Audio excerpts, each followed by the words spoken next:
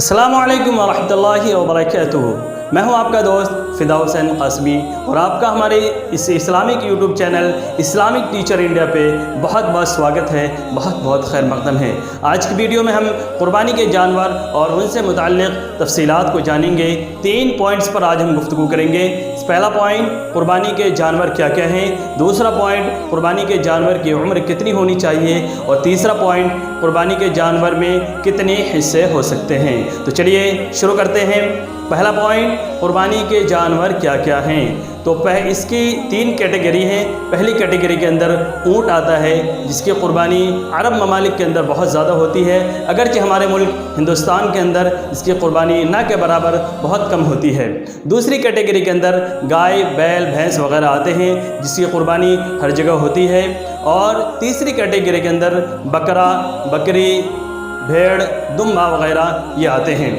अब दूसरा पॉइंट इसके अंदर कि इन जानवरों की कितनी कितनी उम्र होनी ज़रूरी है क़ुरबानी करने के लिए। तो ऊँट की उम्र जो है वो कम से कम 5 साल होना ज़रूरी है। अगर 5 साल से 1 दिन या 1 घंटा भी कम है तो उस सूरत में आप उसकी क़ुरबानी नहीं कर सकते हैं। और दूसरी कैटेगरी के अंदर गाय, बैल, भैंस वगैरह की उम्र कितनी होनी चाहिए। तो गाय, बैल, भैंस वगैरह की उम्र कम से कम 2 साल होनी चाहिए।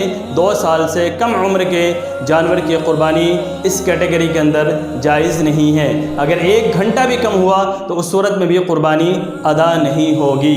ये बात को बिल्कुल जहन नशी कर लें। और तीसरी कैटेगरी के अंदर जो जानवर हैं, बकरा, बकरी, भेड़, दुम्बा वगैरह, इनकी उम्र कम से कम 1 साल होना ज़रूरी है। बकरा और बकरी के लिए 1 साल का होना बिल्कुल लाजिम है। और भेड़, दुम्बा वगैरह के लिए कम से कम 6 महीना होना ज़रूरी है। अगर 6 महीने का भेड़ या दुम्बा है और वो देखने में मोटा ताज़ा है, 1 साल का मालूम होता है, तो उसकी क़ुरबानी कर सकते हैं। लेकिन भेड़ दुम्बा अगर 6 महीने से कम का है तो उस सूरत में उसकी भी क़ुरबानी नहीं हो सकती है। तीसरा पॉइंट कि क़ुरबानी के जानवर के अंदर कितने कितने हिस्से हो सकते हैं। तो पहली कैटेगरी के अंदर जो जानवर है और दूसरी कैटेगरी के अंदर जो जानवर है, यानी कि ऊँट, बैल, भैंस, गाय वगैरह, इन दोनों कैटेगरी के जानवरों के अंदर 7 हिस्से हम कर सकते हैं। 7 से ज़्यादा हिस्से अगर होंगे तो उस सूरत में इसकी क़ुरबानी जायज़ नहीं होगी। लेकिन बकरा, बकरी, भेड़, दुम्बा वगैरह में सिर्फ 1 हिस्सा ही होता है और इसकी 1 हिस्से की ही क़ुरबानी की जाती है। लेकिन एक बात जहन नशी रखें, पहले और दूसरी कैटेगरी के अंदर जो जानवर हैं, यानी कि ऊँट, गाय, बैल, भैंस वगैरह, इसके अंदर अगर मिसाल के तौर पर 7 हिस्से हैं, 7 हिस्से के अंदर 6 लोग वो हैं जो जिनके ऊपर क़ुरबानी वाजिब है और 1 शख्स वो है जिसके ऊपर क़ुरबानी वाजिब नहीं है, वो नफली क़ुरबानी कर रहा है। तो उस सूरत में वो अपने साथ और भी 2-4 लोगों को शरीक कर सकता है।